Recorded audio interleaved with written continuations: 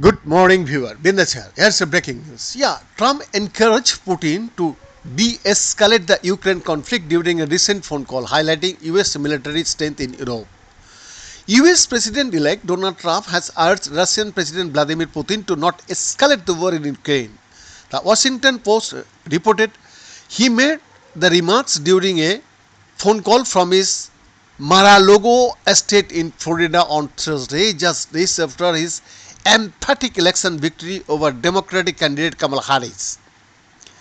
During the call, Trump reportedly reminded Putin of the substantial US military presence in Europe and expressed interest in further discussion aimed at resolving the war in Ukraine.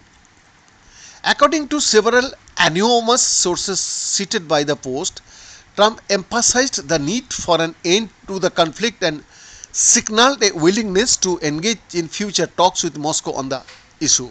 The conversation came on the heels of Trump's Wednesday call with Ukrainian President Volodymyr Zelensky, which also included tech mogul Elon Musk.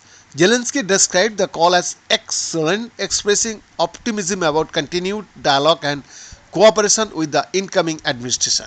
The Russia-Ukraine conflict, which has now raged for over 2.5 years, remains a pivotal issue in global geopolitics.